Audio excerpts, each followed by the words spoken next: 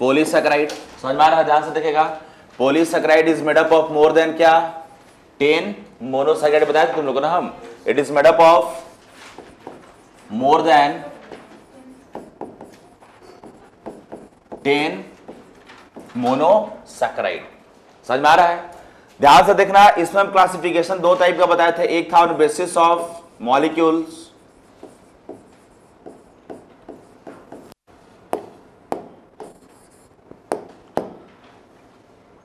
एक स्ट्रक्चर के बेसिस पे था और एक था फंक्शन के बेसिस पे। समझ में आ रहा है ना? एक किसके बेस पे था बताओ? फंक्शन के बेस पे। ध्यान से देखना, लिख सकते हो तुम लोग। स्ट्रक्चर के बेसिस पे कौन कौन सा होगा, ध्यान से देखिएगा। स्ट्रक्चर के बेसिस पे अगर देखिएगा तो स्ट्रक्चर के बेस दोनों को क्या मिलेगा, एक होता है होमोपोलीसैकेराइड और एक होता है हमारा क्या बोलो, हेट्रोपोलीसैकेराइड। होमो जो made up of only one kind of molecule, समझ में आ रहा है ना, मेड अप ऑफ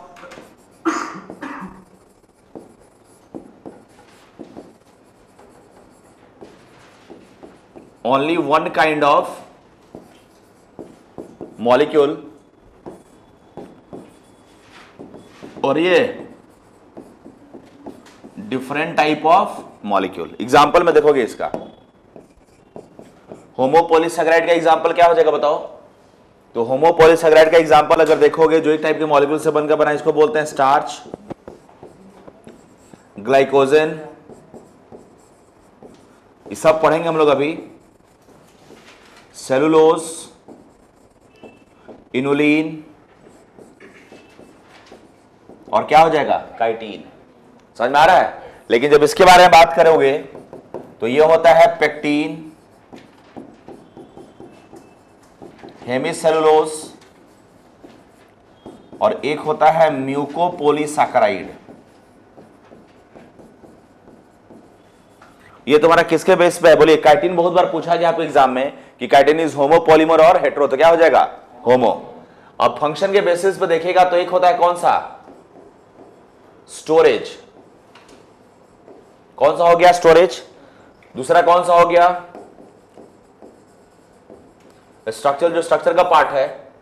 और तीसरा कौन सा हो जाएगा, जो जो जो तुम्हारा कैसा होता है, गम्स टाइप से, चिपचिपा टाइप से होगा, उसको क्या बोलते हैं, म्यूकोपॉलीसैकेराइड। स्टोरेज में कौन कौन सा हो जाएगा, स्टोरेज में तीन इंपॉर्टेंट है, कौन कौन सा, स्टार्च, ग्लाइकोजन, और कौन सा बच्चा बोलो, इनुलिन। स्ट्रक्चरल में कौन कौन सा हो जाएगा, सेलुलोज, काइटिन, हेमिसेलुलोज और पेक्टीन। म्यूकोपॉलीसैकेराइड में हम अलग से देखेंगे। समझ में आ रहा है ना? इसको लिखिए फटाफट, फिर हम स्टार्ट करेंगे स्टोरेज से। फटाफट लिखोगे, फिर कहां से स्टार्ट करेंगे, स्टोरेज। अब ये सब इजी है, लिख लिया?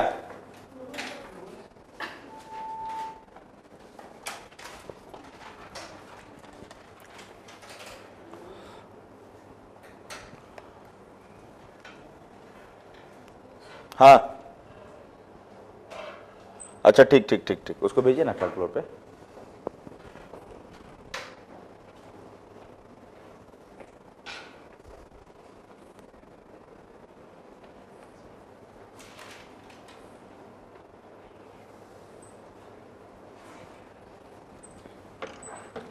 लिख लिए?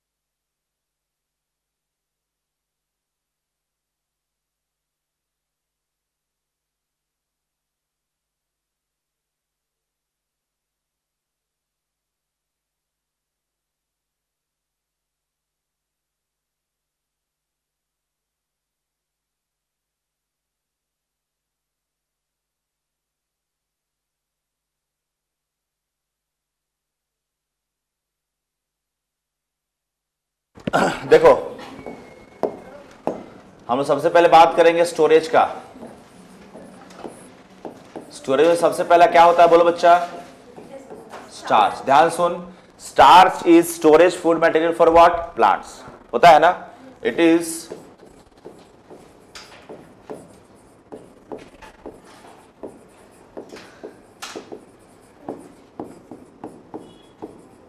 Starch is storage food material of plant. समझ में आ गया? अब ये जो स्टार्च होता है इसका मतलब क्या हो गया बोलो?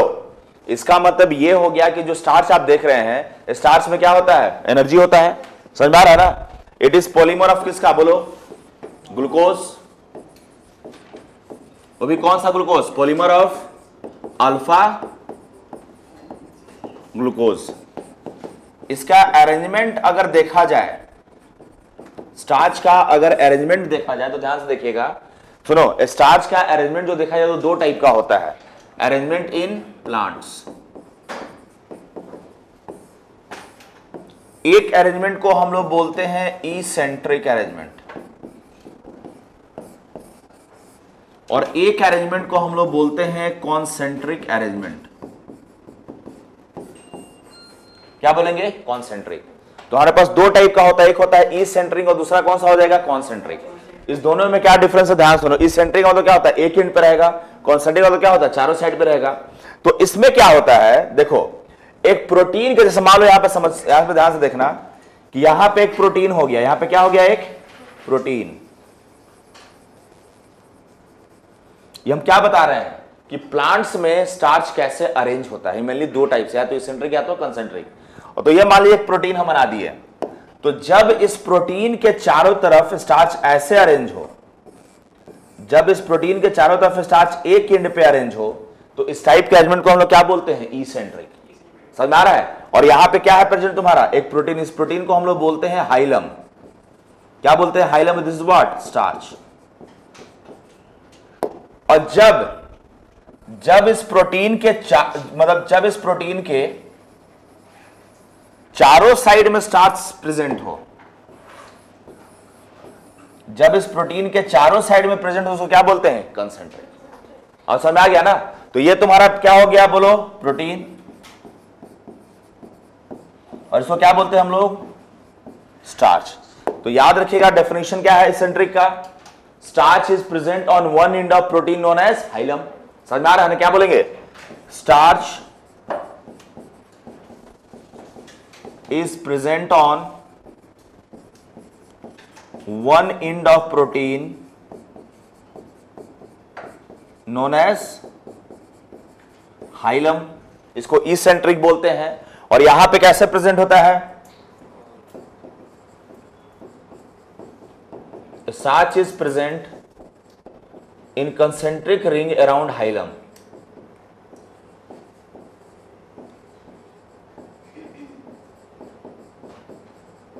क्या बोल देंगे? हाइलम। इसका एग्जाम्पल इंपॉर्टेंट है। अगर तुम इसेंट्रिक का एग्जाम्पल देखेगा तो इसका एग्जाम्पल होता है पोटैटो। क्या हो जाएगा? पोटैटो। समझ में आ रहा है ना?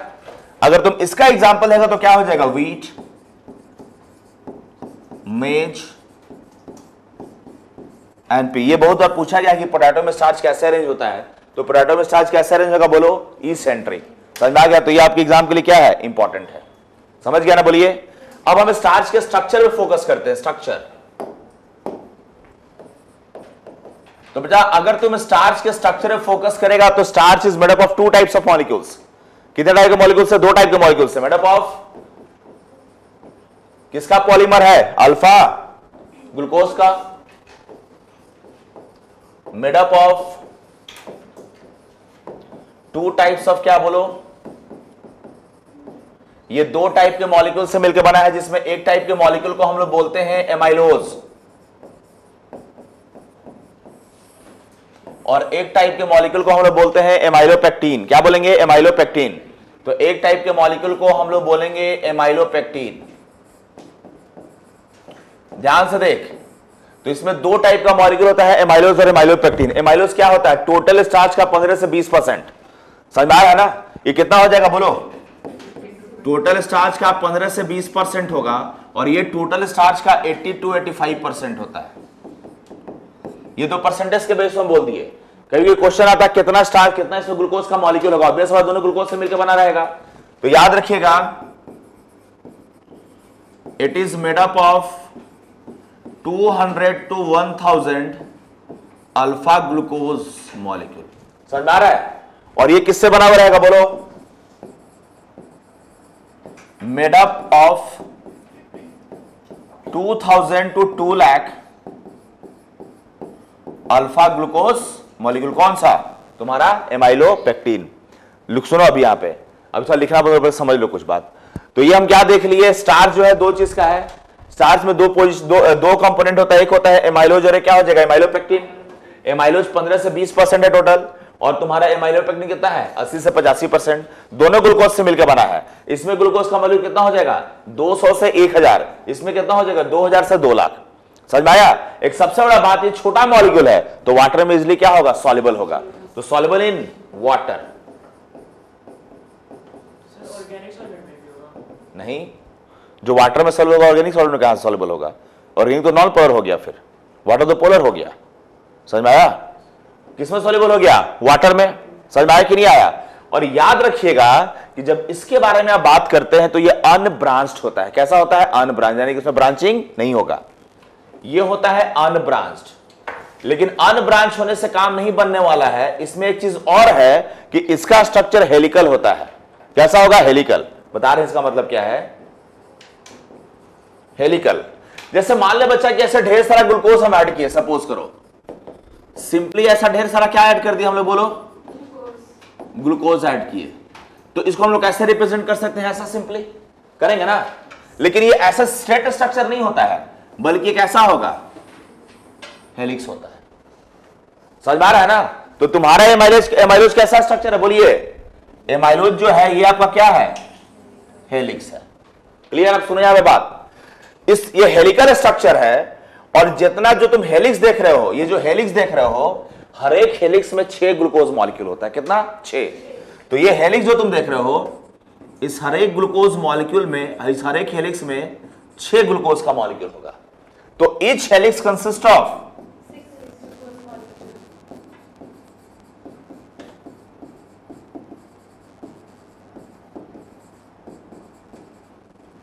6 ग्लूकोज मॉलिक्यूल। समझ में आया कि नहीं आया? और एक बड़ा बात आप लोग को हम बता दें एमाइलोज के बारे में कि amylose is made up of किससे? 200 to 1000 क्या हो गया? Alpha glucose by which glycosidic bond? By alpha 1,4 glycosidic bond. समझ में आया? कोई दिक्कत है यहां तक? और एक सबसे बड़ा बात आपको हम बता दें कि जब आप एमाइलोज को पहचानना चाहते हैं, हर एक केमिकल का केमिकल रिएक्शन होता है कि नहीं होता है, तो अगर तुम एमाइलोज को टेस्ट करोगे तो एमाइलोज का टेस्ट क्या है देखिएगा इसका। एमाइलोज को जो हम किसके साथ रिएक्ट कराते हैं? पोटेशियम आयोडाइड के साथ। किसके साथ? पोटेशियम आयोडाइड के साथ। तो यहां पे जो कलर मिलता है वो होता है ब्लू ब्लैक, यानी कि हम लोग कभी भी एमाइलोज को अगर पोटेशियम आयोडाइड से रिएक्ट करोगे तो कौन सा कलर मिल जाएगा? Blue black. तो यहां पे कौन सा कलर मिलेगा बोलो? Blue black. क्लियर हो गया? अब हम बात करते हैं किसके बारे में? एमाइलोपेक्टिन के बारे में। ऑब्वियस सा बात है, अगर बड़ा मॉलिक्यूल तो क्या हो जाएगा? इनसॉल्युबल। बोलिए इनसॉल्युबल इन वाटर होगा कि नहीं होगा बताओ? इसमें ब्रांचिंग प्रेजेंट होगा बच्चा। ब्रांचिंग क्या होगा? प्रेजेंट। क्वेश्चन पूछा जाता है, देखो यहां पे लंबा चेन है, लंबा चेन है कि नहीं है? तो पूछा जाता है कि उस लंबे चेन में क्या अपना ग्लूकोज है, तो पूछा जाता है कि कितना ग्लूकोज मॉलिक्यूल के बाद ब्रांच निकलता है, कितना के बाद ब्रांच निकलेगा। समझ में आ रहा है? तो इसमें branching occurs after every 25 glucose molecule. Straight chain में हर एक 25 के बाद क्या निकल जाएगा? ब्रांचिंग। तो यहां पे क्या हो जाएगा? Present occurs after every 25 glucose molecule, यानी कि इसमें ब्रांचिंग है लेकिन इसमें ब्रांचिंग नहीं है। इसमें क्या है? हेलिक्स है। समझ में आ रहा है? दूसरा बात, इसमें क्या हो जाएगा? No helix. क्लियर हो गया ना? इसमें कोई हेलिक्स प्रेजेंट नहीं होगा। अब सुनो एक बड़ा बात हम तुमको बताते हैं एमाइलोपेक्टिन के बारे में, ध्यान से देखोगे।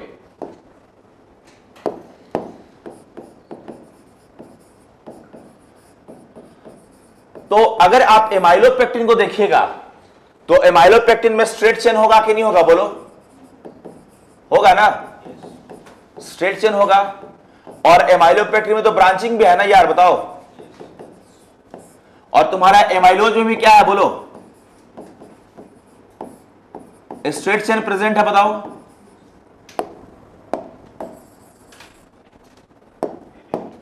अगर आप देखिएगा तो आपके एमाइलोज में भी क्या है, बोलो? तो जो आपका एमाइलोज है इसमें क्या होता है, बताओ? स्ट्रेट चेन होता है। क्लियर? अब ध्यान से देखोगे, जब एमाइलोपेक्टिन के बारे में तुम बात करते हो तो इसमें तुम्हारा स्ट्रेट चेन भी और क्या है, ब्रांचिंग। और इसमें केवल क्या प्रेजेंट है, बोलिए? Only straight chain. क्वेश्चन आता है कि स्ट्रेट चेन में कौन सा ग्लाइकोसिडिक बॉन्ड होगा और ब्रांचिंग में कौन सा ग्लाइकोसिडिक बॉन्ड होता है, समझ में आ रहा है ना? तो स्ट्रेट चेन में होता है यहां पे भी क्या, अल्फा 1,4 ग्लाइकोसिडिक बॉन्ड, लेकिन ब्रांचिंग में होता है तुम्हारा कौन सा, अल्फा, ब्रांचिंग में हो जाएगा अल्फा 1,6 ग्लाइकोसिडिक बॉन्ड। और यहां पे क्या हो जाएगा, अल्फा 1,4 ग्लाइकोसिडिक, बोलो, क्लियर हो गया? तो अगर हम स्ट्रक्चर इसका बनाएं, कैसा स्ट्रक्चर होगा, ध्यान से देखना, सिंपल सा बात है। जैसे मान लो कि हम इसका बनाए, माइलोज का बना रहे हैं स्ट्रक्चर, समझ में आ रहा है ना?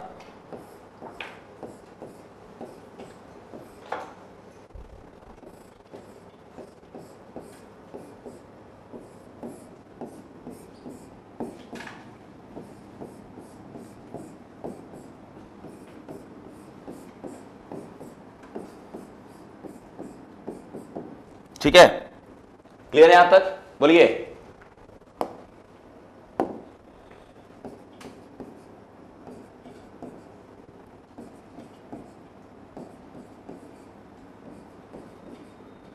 समझ में आ गया?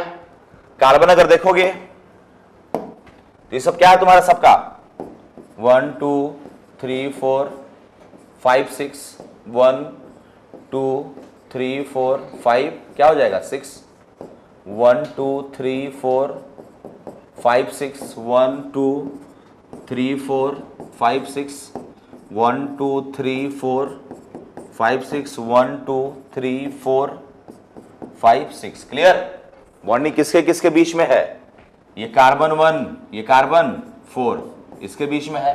तो कौन सा बॉन्ड हो गया, alpha 1,4 glycosidic bond. Straight chain हो गया कि नहीं हो गया, बताओ? क्लियर है यहां तक, समझ में आ गया? अब यहां पे हम देखते हैं किसके बारे में, ये किसका स्ट्रक्चर हो गया, एमाइलोज का। उसी तरीके से किसके बारे में बात करते हैं, एमाइलोपेक्टिन के बारे में। सिंपल सा कहानी है, देखिए यहां पे हम पूरा ज्यादा बड़ा स्ट्रक्चर नहीं बनाया एलेबोरेट करके, जगह कम है ना, इसलिए आप समझिएगा कहां पे OH वगैरह होता है, सब पता है तुम लोगों को ना?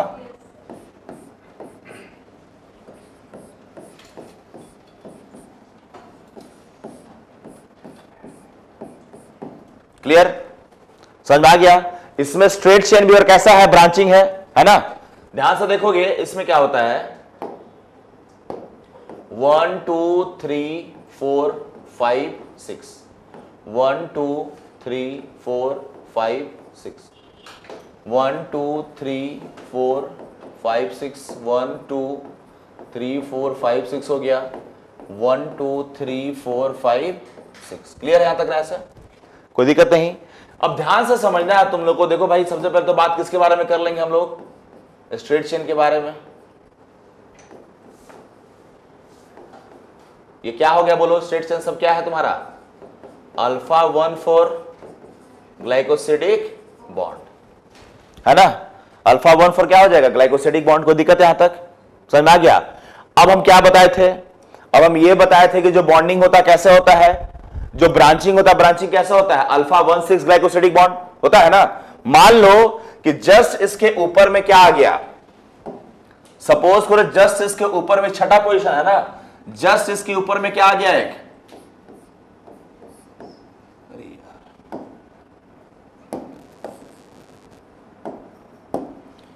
मान लीजिए जस्ट इसके ऊपर में कौन सा, कार्बन 1, एक और ग्लूकोज आ गया, बोलो? समझ में आ रहा है ना? तो इसका कार्बन 1 और इसका कार्बन 6, इनके बीच में क्या बन जाएगा? Glycosidic bond. ये ब्रांच बना कि नहीं बना? तो ब्रांचिंग के लिए हम कौन सा बताए थे? बोलो अल्फा 16। ये 1 हुआ कि नहीं हुआ? बोलो कार्बन 1 हो गया इसका। ये छठा हुआ कि नहीं हुआ? कौन सा बॉन्ड हो गया यहां पे? अल्फा 16 ग्लाइकोसिडिक बॉन्ड हुआ कि नहीं हुआ? बता दो यहां पे। क्लियर? तो इसका ये कौन सा एंड हो गया? चौथा एंड है कि नहीं है? है ना, फोर्थ एंड। अब यहां पे दूसरा ग्लूकोज आके अटैच होगा, बोलो। फिर यहां पे कौन अटैच होगा? बोल। तो एक ब्रांच बन गया कि नहीं बन गया? समझ में आ रहा है ना? फिर ये आगे जाके इसके ऊपर एक ब्रांच मिल जाएगा। तो ऐसा ब्रांचिंग कब कब मिलता है? हर एक 25 ग्लूकोज के बाद एक नया ब्रांच मिल जाएगा। जैसे मान लो यहां से स्टार्ट हुआ होगा तो 1 2 3 4 5 करके आया होगा। समझ में आ गया ना? तो ये कौन सा है कार्बन तुम्हारा? 1 2 3। तो मान लो यहां तक क्या होगा? 22 23 24 25 के बाद एक ब्रांच मिल गया। फिर यहां से जाएगा 1 2 3 करके, फिर 25 आएगा, उसके बाद क्या मिल जाएगा? एक ब्रांच मिल जाएगा। समझ में आ रहा है ना? तो यही कारण है कि इसमें क्या होता है? ब्रांचिंग। और ब्रांचिंग किस पॉइंट पे होता है? अल्फा 16 बोलो ग्लाइकोसिडिक बॉन्ड, और स्ट्रेट चेन क्या हो जाएगा? Alpha 14 glycosidic bond. I hope आपको समझ में आ गया हो यहां तक। क्लियर है ना? ये किसका कहानी हम देख लिए? किसका? स्टार्च का। दूसरा कौन सा बचा हमारे पास? बताओ दूसरा स्टोरेज कौन सा बचा? बोलो। दूसरा is glycogen. What is glycogen? It is also known as animal starch. Glycogen को हम लोग क्या बोलते हैं? बोलिए। Glycogen is also known as animal starch.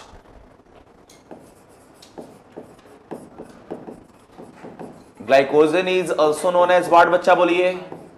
Animal starch. ये किसका स्टोरेज फूड मटेरियल है? एनिमल्स का। It is storage food material for, storage food material for किसके लिए? एनिमल्स। ग्लाइकोजन का सिंथेसिस कहां पे होता है? बोलिए। लीवर और मसल्स दोनों जगह। इट इज पॉलीमर ऑफ, बोलो किसका पॉलीमर है ये? ग्लूकोज। कौन सा? Alpha glucose.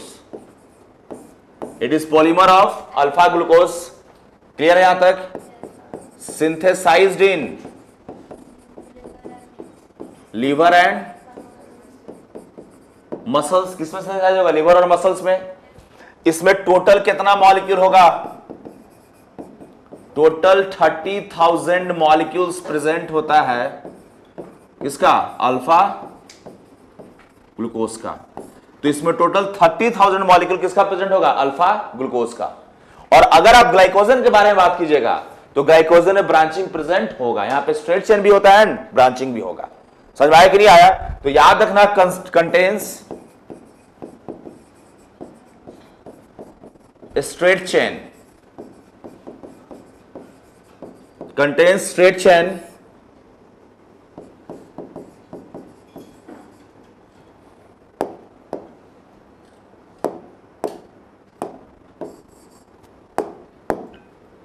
Contain straight chain जिसमें alpha glucose is joined by,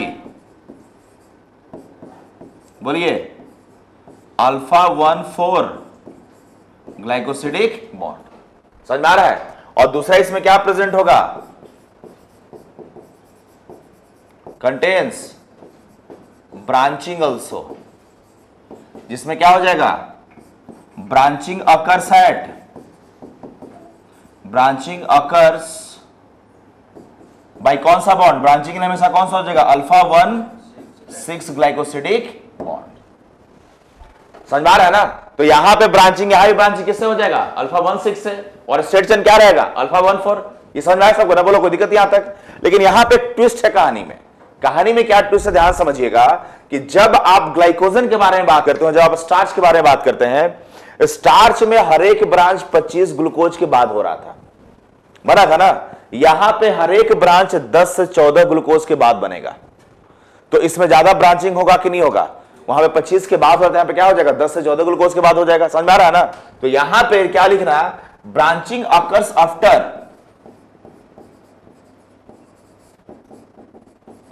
after every, बोलो, ब्रांचिंग अकर्स आफ्टर एवरी क्या? बताइए। 10 to 14 ग्लूकोज मॉलिक्यूल। इस कहानी से क्या सीख मिला? Branching is more in glycogen than starch. समझ में आया? तो यहां पे क्या हो जाएगा?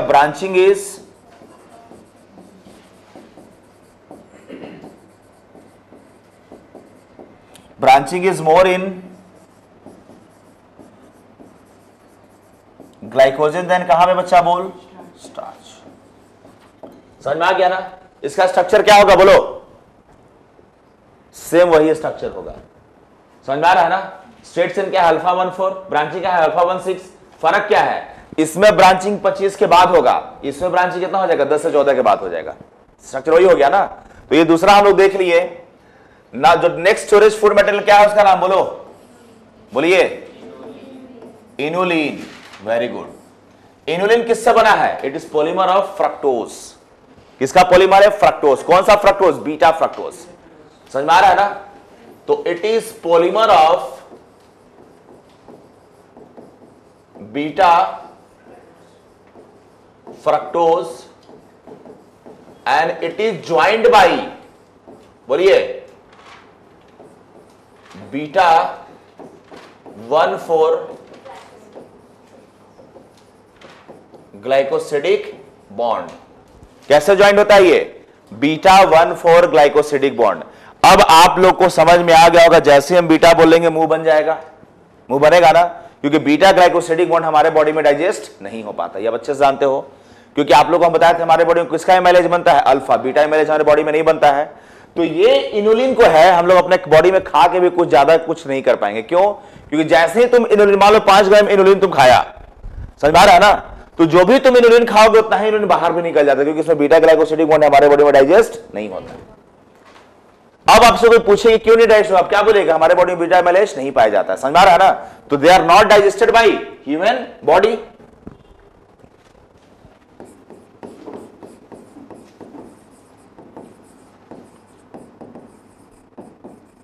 Not digested by human being. तो गलती से अगर आपको खाने को मौका मिलेगा तो खाएगा, तो क्या होगा? कैसे निकलेगा? खाने के बाद ये निकलता है यूरिन के थ्रू। कैसे निकलेगा? यूरिन के थ्रू।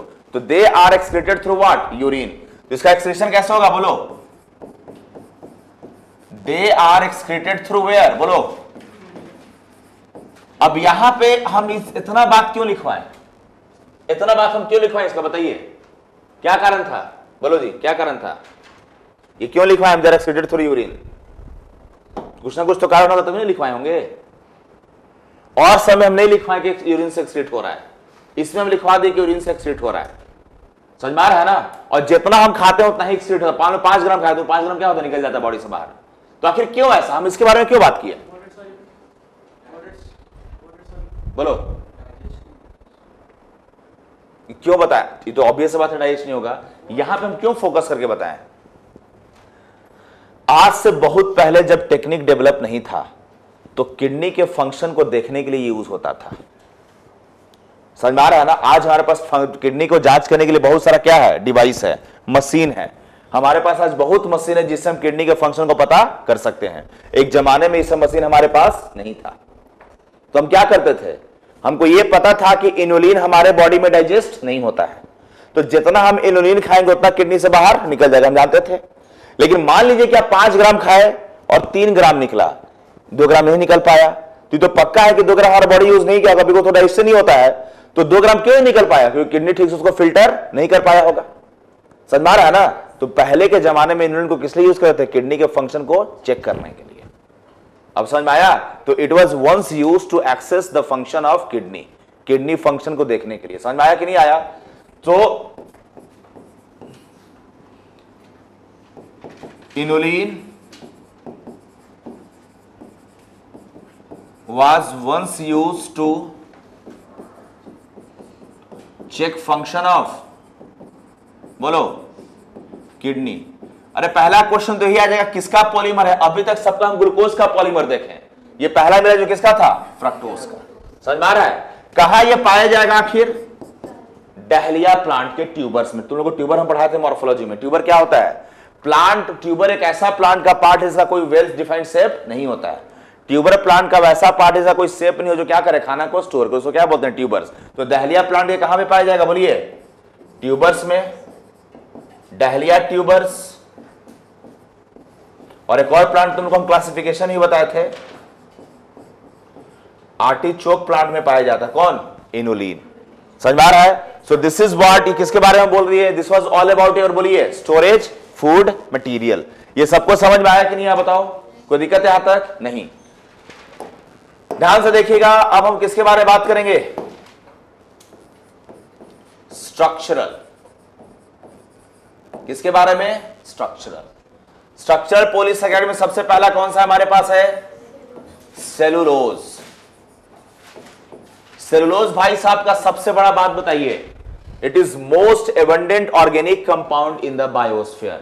4 बायोमोलिक्यूल हमारे पास है ना, कार्बोहाइड्रेट है, प्रोटीन्स है, लिपिड्स और न्यूक्लिक एसिड है। अगर आपसे सिंगल शॉट कोई क्वेश्चन पूछे कि पूरे बायोमोलिक्यूल से सबसे ज्यादा कौन सा बायोमोलिक्यूल है, तो वो है सेलुलोज। सबको मिला के कौन ज्यादा हो गया? सेलुलोज।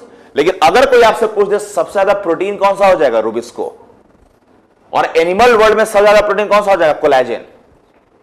ध्यान सुनो जो बता रहे हैं, चारों बायोमोलिक्यूल में सबसे ज्यादा कौन हो गया? सेलुलोज। प्रोटीन में सबसे ज्यादा कौन है? रुबिस्को।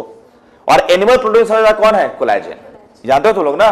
तो ध्यान से समझो, what is cellulose? Is what? Most abundant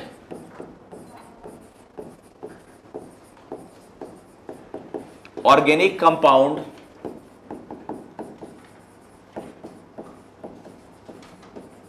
of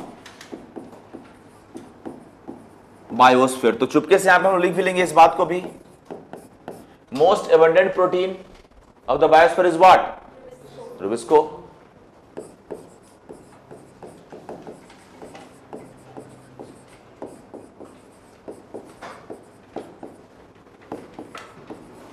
ये रुबिस्को पढ़ोगे फोटोसिंथेसिस में, समझ में आ रहा है? और मोस्ट एबंडेंट किसका है? Of biosphere. Most abundant protein of animals कौन सा? कोलेजन। समझ में आ गया? ध्यान से, सेलुलोज का अगर आप स्ट्रक्चर देखिएगा, सेलुलोज का अगर आप क्या देखिएगा? बोलिए, सेलुलोज का अगर आप स्ट्रक्चर देखते हो तो सेलुलोज के स्ट्रक्चर में क्या समझ में आएगा? बोलो, made up of 6000 glucose.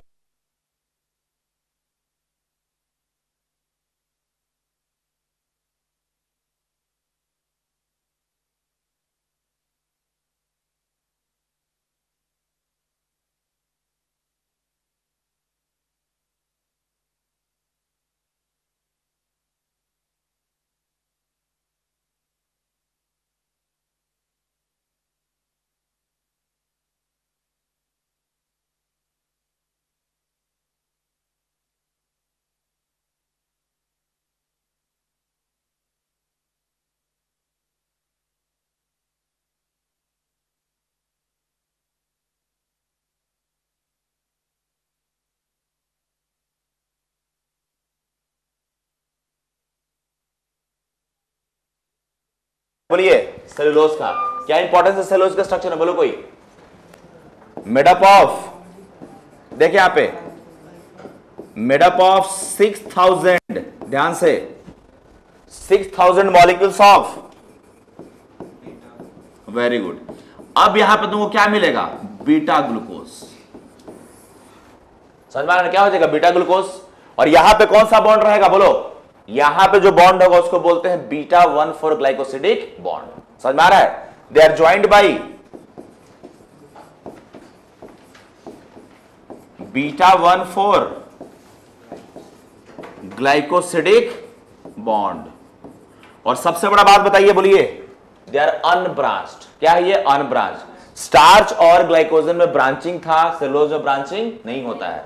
They are what? बोलिए, अनब्रांच। तो इसमें कोई ब्रांचिंग नहीं होगा, सो दे आर अनब्रांच। कोई दिक्कत यहां तक नहीं ना? तो यहां पे कौन सा बॉन्ड हो जाएगा? बोलो, बीटा 1,4 ग्लाइकोसिडिक बॉन्ड। जैसे देखो, अगर सिंपल सा हम अगर बताना चाहे तो कैसे बताएंगे? देखिए यहां पे,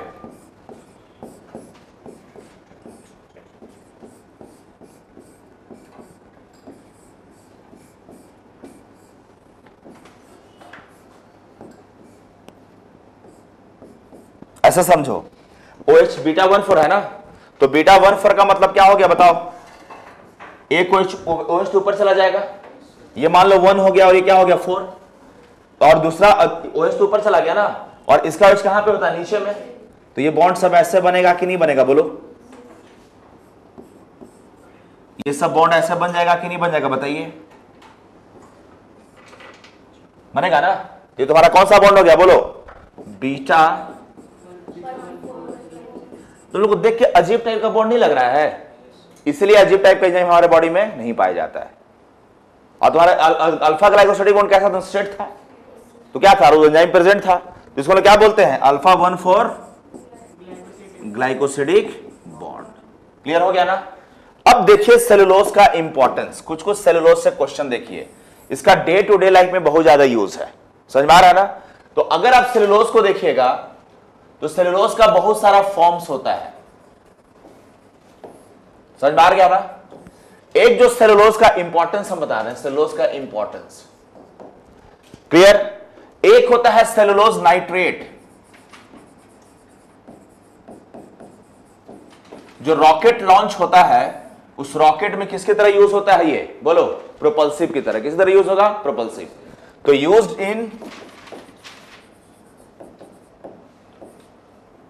यूज्ड एज प्रोपेलर इन रॉकेट, कौन सा, सेलुलोज नाइट्रेट। दूसरा एक होता है सेलुलोज एसीटेट, ये बनाता है क्या, फाइबर, जो किसमें यूज होगा, कपड़ों में, इसको क्या बोलते हैं, फैब्रिक्स। क्लियर, समझ में आ गया। तीसरा ये तुम्हारा सेलुलोज एसीटेट हो गया, तुम्हारा कौन सा हो गया बोलो, सेलुलोज नाइट्रेट। आपको हम बता दें कि जो कॉटन होता है, जो कपड़ा हम कॉटन का पहनते हैं, उसमें 90% क्या होता है बोलो, सेलुलोज होगा, समझ में आ रहा है। उसके अलावा याद रखना कि एक हमारा होता है कॉटन के अलावा एक वुड पढ़े हो ना, सेकेंडरी जाइलम को क्या बोलते हैं, वुड, सेकेंडरी जाइलम को वुड बोलते हैं। वुड में 25 से 50% क्या होता है तुम्हारा, सेलुलोज, समझ में आ रहा है ना, क्लियर यहां तक। एक होता है carboxy methyl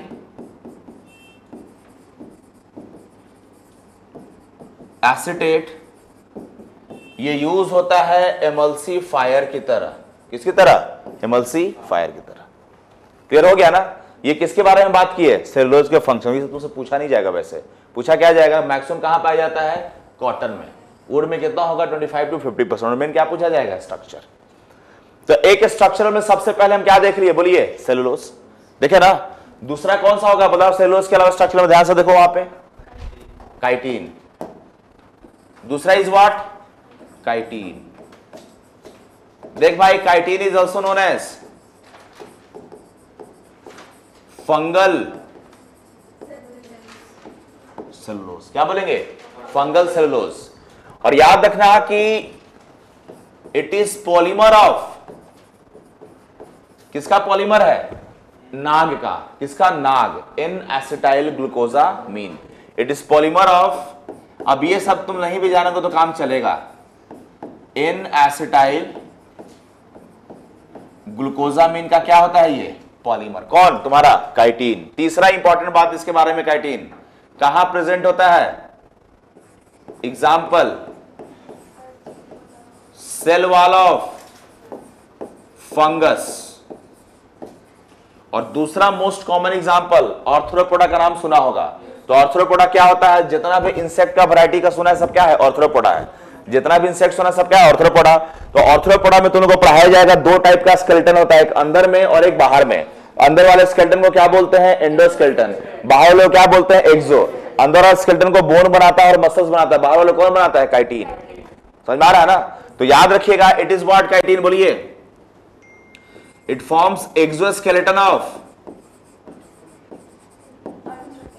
it forms exoskeleton of arthropods. Clear. सबसे बड़ा बात काइटिन के बारे में, वेरी गुड। जो मोस्ट एबंडेंट कौन था, सेलुलोज। सेलुलोज के बाद सेकंड मोस्ट एबंडेंट कौन होता है, काइटिन। क्यों रे, क्योंकि अगर तुम एनिमल किंगडम देखोगे तो मोस्ट एबंडेंट कौन होता है? आर्थ्रोपोडा। और अगर पूरा किंगडम देखो तो मोस्ट एबंडेंट कौन है? फंगस। दोनों में क्या है? काइटिन। तो काइटिन सेकंड मोस्ट नहीं हो जाएगा? बोलिए। तो याद रखिएगा, chitin is second most abundant substance of क्या? नेचर। आफ्टर क्या? बोलो। After cellulose. हम तुम्हारे इंसेट में खाली तीनों को पढ़ना था, स्टार सेलुलोज और ग्लाइकोजन। क्लियर? नेक्स्ट कौन सा हो जाएगा? तीसरा। Very good, hemicellulose. क्या होता है ये बोलो? Component of and it is polymer of किसका? It is polymer of x mag. X का मतलब क्या? जाइलोज। किससे मिलके बना है? जाइलोज, मैनोज, अरेबिनोज, और जी का मतलब गैलेक्टोज। समझ में आ रहा है? तीसरा पेक्टीन। अगर तुम्ही लोग को हम सेल बायो पढ़ाए थे, याद है हमको? बताया था ना पेक्टीन के बारे में? किसका पार्ट है ये? मिडिल लैमेला का। याद आ रहा है ना? पेक्टीन क्या बात बनाता है? बोलो। Forms middle lamella. And what is this middle lamella? Cementing layer between two cells. समझ में आ रहा है? स्पेशल बात पेक्टीन का क्या है? बोलो।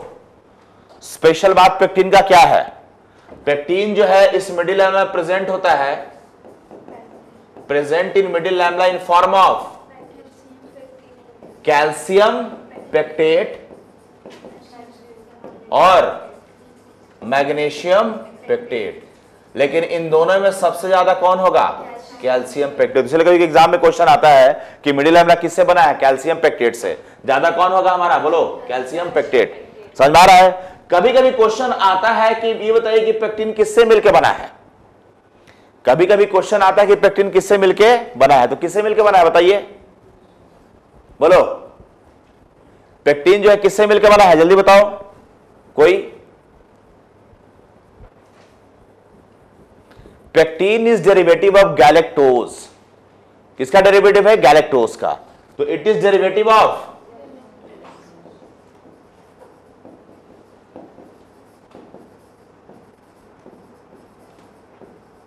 गैलेक्टोज। क्लियर? ध्यान से सुनो, एक बात हम बता रहे हैं, सुन यहां पे सुनो, एक नोट के पॉइंट हम बता रहे हैं। 2000 सेलुलोज जब मिलता है तब बनाता है क्या? Micro fibril. समझ में आ रहा है? और यही माइक्रो फाइब्रिल क्या बनाता है? Forms cell wall of plant. Plant का क्या बनाएगा? Cell wall. अब ये 2000 माइक्रोफाइब्रिल सेल वॉल बना दिया। 2000 सेलुलोज क्या बना दिया? माइक्रोफाइब्रिल। ध्यान सुनना, ये मान लो कि प्लांट का सेल वॉल हम बनाने जा रहे हैं। देखो देखो यहां पे, तो इसमें एक माइक्रोफाइब्रिल डाल दिए, दूसरा माइक्रोफाइब्रिल डाल दिए, तीसरा माइक्रोफाइब्रिल डाल दिए, सेल वॉल है मान लो। इसमें चौथा माइक्रोफाइब्रिल डाल दिए, इसमें पांचवा माइक्रोफाइब्रिल डाल दिए, छठा, सातवां, आठवां सब डाल दिए। तो जितना भी तुम माइक्रोफाइब्रिल देख रहे हो, हर एक माइक्रोफाइब्रिल किससे बना है? 2000 सेलुलोज से। और एक सेल वॉल में बहुत सारा माइक्रोफाइब्रिल है। तो अब सारे माइक्रोफाइब्रिल को जोड़ना होगा कि नहीं जोड़ना है? तो इस माइक्रोफाइब्रिल को सेल वॉल में जोड़ने के लिए कौन यूज होता है? पेक्टीन। कौन यूज होगा? पेक्टीन। तो पेक्टीन का ये काम होता है, याद रखिएगा। तो अगर हम ये क्या है आपका? माइक्रोफाइब्रिल है सर। तो what is the function of this pectin? बोलिए। Joins microfibrils in where? Cell wall. समझ में आ रहा है? पेक्टीन का एक और इंपॉर्टेंस है जी, पेक्टीन का एक और इंपॉर्टेंस है। आप देखते होंगे या आप पढ़ते होंगे एक टर्म जिसको हम लोग क्या बोलते हैं? बोलो। एक टर्म पढ़ते हो जिसको हम लोग बोलते हैं फ्रूट राइपनिंग। नाम सुना है? मतलब फ्रूट का क्या होना? पकना। फ्रूट पक रहा है। तो जब फ्रूट पकता है तो क्या होता है, फ्रूट पकने में दो चीज होता है, फ्रूट पहले सॉफ्ट होगा, उसके बाद मीठा हो जाता है। और जो अनराइप फ्रूट होता है क्या होता है, हार्ड होता है और मीठा नहीं होता है। पका हुआ फ्रूट क्या होता है, सॉफ्ट और मीठा पल्प टाइप का हो जाता है। तो फ्रूट राइपनिंग में क्या होता है, फ्रूट राइपनिंग के टाइम में दो एंजाइम एक्टिवेट होता है। उसमें एक एंजाइम को बोलते हैं हम लोग सेलुलेज, समझ में आ रहा है ना। तो क्या करेगा, उस सारे फ्रूट का जितना, फ्रूट के अंदर में जितना सेल, तो प्लांट ही है ना, यार प्लांट का पार्ट है, तो फ्रूट के अंदर में जितना सेल है सबको तोड़ेगा पहले, कौन, सेलुलेज। तो सेलुलेज क्या करेगा, सेलुलेज सबका सेल वॉल को तोड़ा, सेल वॉल टूट गया तो लूज हो गया। और दूसरा क्या हो गया, पेक्टिन, समझ में आ रहा है। दूसरा एंजाइम जो फ्रूट राइपनिंग टाइम में होता है, क्या उसका नाम क्या है, पेक्टिन। तो फिर पेक्टिन जो है, जो दूसरा एंजाइम होता है पेक्टिनेज, वो किसको तोड़ेगा, पेक्टिन को। जो जैसे तोड़ा तो पेक्टिन के टूटने के बाद मोनोसैकेराइड निकला कि नहीं निकला, गैलेक्टोज। और मोनोसैकेराइड मीठा होता है कि नहीं होता है, इसकी वजह से फ्रूट क्या हो जाएगा, मीठा, और टूटने की वजह से क्या हो जाएगा, सॉफ्ट। समझ में आ रहा है। तो ऐसे समझिए, मान लीजिए कि यहां पे हम बना दिए एक फ्रूट, यहां पे मान लीजिए फ्रूट बना दिए जो ही पका हुआ नहीं है, ये अनराइप फ्रूट है बेचारा, समझ में आ रहा है ना। इसमें सेल कैसे अरेंज होगा, देखो प्लांट का सेल ऐसे अरेंज होता है जी, बोलिए। ये क्या हो गया, एक सेल, ये दो सेल, बोलो। और ये इसका क्या हो गया, सेल वाल, ये इसका क्या हो गया, बोलो, सेल वाल। और इसके बीच में क्या प्रेजेंट है, बोलिए, मिडिल लैमेला। वेरी गुड, समझ में आ रहा है। तो जब इसका राइपनिंग होता है, तो राइपनिंग के टाइम में दो एंजाइम एक्टिवेट होगा। एक एंजाइम को हम लोग बोलते हैं क्या, सेलुलेज, और दूसरे एंजाइम को बोलते हैं हम लोग क्या, पेक्टिनेज। सेलुलेज किसको तोड़ेगा, वाल को, समझ में आ रहा ना। ब्रेक्स किसको, सेल वाल। पेक्टिनेज किसको तोड़ेगा, डाइजेस्ट। क्या रिलीज होगा, अरे सुगर, स्टूपिड लोग, सुगर ही होगा ना, सुगर रिलीज हो गया, ग्लैक्टोज सुगर ही है ना, जिसकी वजह से फ्रूट क्या हो जाएगा, सॉफ्ट एंड स्वीट। तो कुछ देर के बाद ये फ्रूट देखोगे तो माहौल बना दोगे एकदम ऐसा ऐसा हो जाएगा, क्या ये भी फ्रूट कैसा हो गया, पक गया। इसको क्या बोलते हैं, राइप फ्रूट। समझ में आ गया, बोलिए। ये हम लोग किसके बारे में बातचीत किए, स्ट्रक्चरल। कौन बच गया हमारा, म्यूकोपॉलीसैकेराइड। व्हाट इज म्यूकोपॉलीसैकेराइड, छोटा सा ये क्या होगा, बोलो।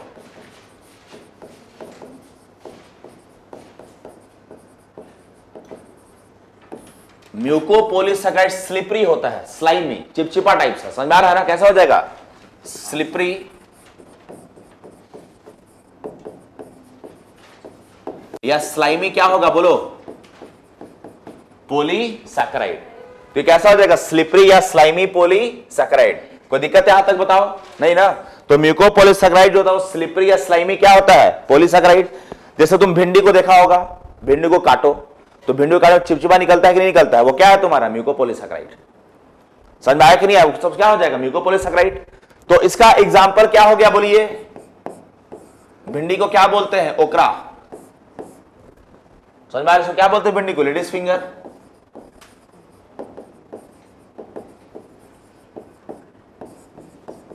Contains what, mucopolysaccharide. कैसे इसको पता चलेगा, सीन आफ्टर कटिंग। समझ में आ गया ना। इसका पूरा नाम होता है एबलमोस्टस एस्कुलेंटस। किसका, ओकरा का। इनाम सुन, याद करते करते मर जाओगे, तो मरने से फायदा तो कुछ है नहीं, तो जितना बता रहे उतना याद रखना। अब ध्यान से देख, व्हाट इज म्यूकोपॉलीसैकेराइड, क्या काम है इसका। हमारे बॉडी में समझ लो कि हैंड को हम ले लिए, इस बॉडी में बहुत सारा सेल है ना। हमारे बॉडी में मान लीजिए बहुत सारा क्या हो गया, ऐसा सेल है। तो अगर सब सेल अलग अलग रहा तो कोई हल्का से चूटी काटेगा, 4-5 सेल लेके निकल जाएगा। समझ में आया कि नहीं आया, बोलो। कोई आया लेके सेल निकल गया हाथ में, ऐसा कभी होता है, हुआ है कभी आज तक, अरे बोलो कॉमन से लगा आज तक हुआ है ऐसा। तो ऐसे क्या होगा, सवेरे को कोई काट के लेके चला जाएगा। तो जो जितना भी सेल है सब सेल आपस में भी क्या रहेगा, अटैच रहता है। तो ये जो सेल आपस में अटैच रहेगा, ध्यान से देख, ये जो सेल आपस में अटैच होता है ना, ये सेल के आपस के अटैचमेंट को कौन कराता है, म्यूकोपॉलीसैकेराइड। समझ में आ रहा है? तो याद रखिएगा इसका इंपॉर्टेंस क्या है, बाइंड्स सेल्स। समझ में आ रहा है ना? फॉर्म्स क्या, इंटरसेलुलर सब्सटेंस बनाया कि नहीं बनाया, बोलिए। फॉर्म्स इंटरसेलुलर सब्सटेंस, और किसको बाइंड करेगा, कनेक्टिव टिश्यू को। किससे, सेल से। बाइंड्स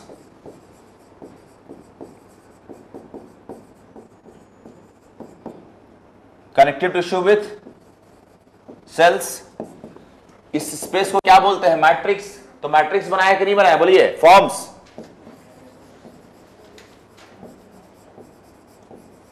मैट्रिक्स या व्हाट, ग्राउंड, बोलो, सब्सटेंस। इसका सबसे बढ़िया एग्जांपल, सबसे बेस्ट एग्जांपल इसका जो होता है, जो आपके एग्जाम में पूछा जाएगा, वो होता है हाई एलुरोनिक एसिड।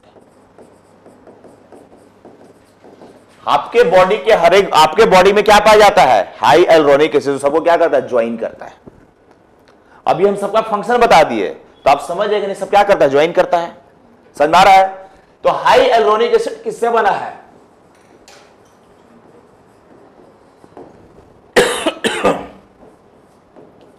डी ग्लूकुरोनिक एसिड और एन एसिटाइल ग्लूकोजामिन से।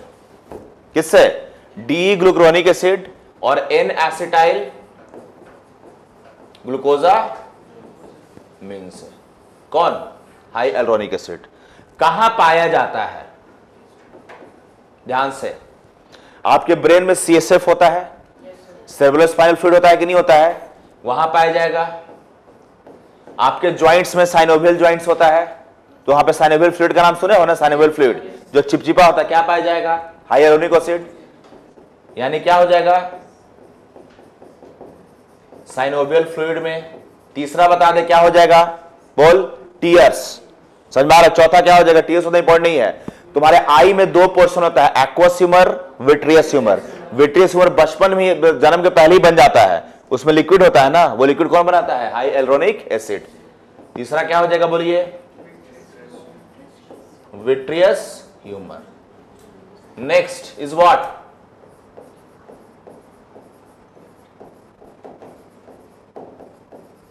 कॉन्ड्राइटिन सल्फेट। ये किससे मिलकर बना है, बोल, डी गैलेक्टुरोनिक एसिड और एन एसिटाइल गैलेक्टोजामिन। क्या नाम लिखा हुआ है, कॉन्ड्राइटिन। कॉन्ड्रो का मतलब क्या होता है, कार्टिलेज। तो आपके कार्टिलेज जॉइंट्स में क्या पाया जाएगा, कॉन्ड्राइटिन सल्फेट। कहां पाया जाएगा, कार्टिलेज एंड, मतलब कार्टिलेज और जॉइंट्स में ग्राउंड स्पेस कौन बनाएगा, यही बताएगा। तीसरा बोलो, हेपेरिन का तो नाम सुना होगा सब लोग। क्या होता है ये, एंटी कोगुलेंट। लेकिन आज से पहले बहुत लोगों को लगता होगा कि हेपेरिन प्रोटीन है। आज से पहले बहुत लोगों को क्या लगता होगा, हेपेरिन प्रोटीन है। लेकिन आज से आपको लगना स्टार्ट हो जाएगा हेपेरिन क्या है, बोलिए, it is your anticoagulant and is mucopolysaccharide. ये किससे बना हुआ है, किससे बना है, मेड अप ऑफ, म्यूकोपॉलीसैकेराइड में कौन सा molecule, D glucuronic acid, D glucuronic acid,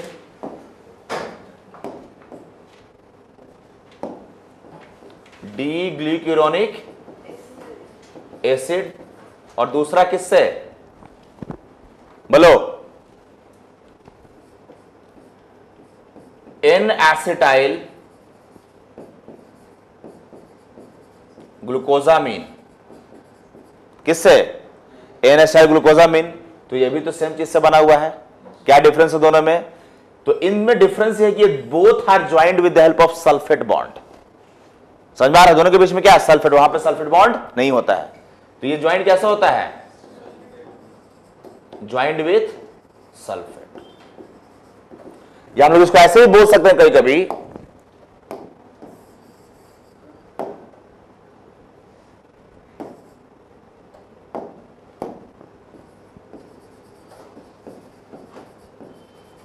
sulphated N acetyl क्या? ग्लूकोजा मीन। क्लियर हो गया ना? और लास्ट में दो चीज याद रखोगे इसमें, एक होता है केराटिन सल्फेट।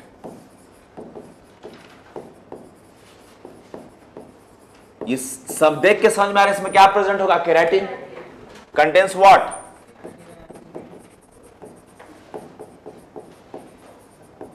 क्लियर? दो जगह पाया जाएगा, कॉर्निया ऑफ आई और हमारे बॉडी के स्किन में। समझ में आ रहा है? और दूसरा बेस्ट एग्जांपल इसका क्या होगा म्यूकोपॉलीसैकेराइड का? बोलो। अगर अगर किससे मिलके बना है? Made up of D xylose and L xylose. आपको पता है अगर किससे यूज होता है? कल्चर मीडियम में यूज होता है ना। तो ये किससे मिलकर बना है? D xylose and x xylose. किसमें यूज होगा?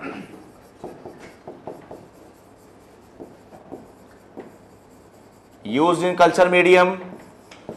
अगर वो तीन एल्गी प्रोड्यूस करता है, कौन कौन सा? पढ़ लिया होगा ना। अगर वो तीन एल्गी प्रोड्यूस करता है, प्रोड्यूस बाय ग्रीन एल्गी, कौन कौन सा?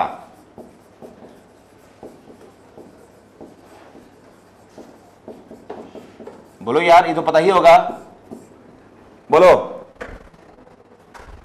कौन कौन सा? नहीं पढ़ा गया तुम लोग को? अच्छा सॉरी, रेड लग रही। कौन कौन सा हो जाएगा बताइए? Very good. ग्रेसिलेरिया, जेलियोडेल्ला और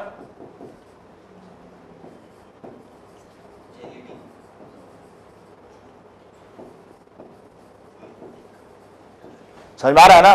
कौन कौन सा हो जाएगा? ग्रेसिलेरिया, जेलियोडेल्ला और जेलीडिया। समझ में आ रहा है ना? तो ये तीन है जो क्या प्रोड्यूस करता है? बोलो अगर। तो आज आपको सबसे बड़ा बात क्या पता चला कि जो आप आज तक हेपारिन पढ़े हैं और हाई एल्रोनिक एसिड पढ़े हैं, सब क्या है? कार्बोहाइड्रेट है। समझ में आ रहा है ना? और एक छोटा सा कभी कभी एग्जाम में आते तो नॉर्मल कार्बोहाइड्रेट था, एक कार्बोहाइड्रेट होता है डिराइव्ड कार्बोहाइड्रेट। क्या हो जाएगा? डिराइव्ड कार्बोहाइड्रेट का मतलब इसको जबरदस्ती बनाया जा रहा है। क्या किया जा रहा है? जबरदस्ती बनाया जा रहा है। जिसमें एक होता है, देख, एमिनो शुगर। क्या हो जाएगा? एक होता है अल्कोहलिक शुगर और एक तुम्हारा क्या हो जाएगा? अल्कोहलिक नहीं बोलेंगे, एसिडिक ही बोलेंगे। मैं अल्कोहल तो होता ही उसमें। दूसरा क्या हो जाएगा? बोलो।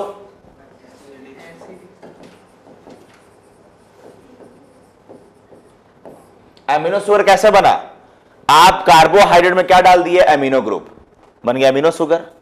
आप कार्बोहाइड्रेट में और एक एसिड डाल दिया। नॉर्मली कार्बोहाइड्रेट में क्या होता है? तो एल्डिहाइड कीटोन एसिड भी तुम डाल दिया। तो इसमें क्या डालोगे? एमिनो ग्रुप इन क्या बोलते हैं? Amino sugar. और एसिडिक शुगर में क्या हो जाएगा? बोलो। एसिड इन किसमें? कार्बोहाइड्रेट। या किसमें? शुगर। ये एसिड कहां से आएगा? या तो अल्कोहल के ऑक्सीडेशन से आएगा जो सब्स्टिट्यूएंट ग्रुप में होता है, या तो फिर एल्डिहाइड के कन्वर्जन से हो जाएगा। Acid either bye oxidation of alcohol और क्या? तुमको याद रखना है इसका एग्जाम्पल। दो बहुत ही पॉपुलर एग्जाम्पल है मार्केट का। एक बोलते हैं मैनिटॉल और एक को बोलते हैं सॉर्बिटॉल। क्लियर? आपसे हम क्वेश्चन पूछेंगे मैनिटॉल का क्या इंपॉर्टेंस है हमारे लाइफ में, नेक्स्ट क्लास में आप लोग पता करके आइएगा। ठीक है? इसका इंपॉर्टेंस क्या है, बस नाम याद रहेगा मेंटोल सॉल्यूबल क्या है, एसिडिक शुगर है। और 3 इंपॉर्टेंट बायोमॉलिक्यूल्स आप लोग पढ़ लिया अभी तक, कार्बो कौन सा, starch, glucose, starch, glycogen and what, cellulose. तो तीनों का केमिकल टेस्ट पूछा जाता है, test with potassium iodide. Starch जब पोटेशियम आयोडाइड के साथ रिएक्ट कराओगे तो ये देगा ब्लू कलर। ग्लाइकोजन को जब पोटेशियम आयोडाइड के साथ रिएक्ट कराओगे तो देगा रेड कलर। और सेलुलोज को जब इससे रिएक्ट कराओगे तो नो कलर।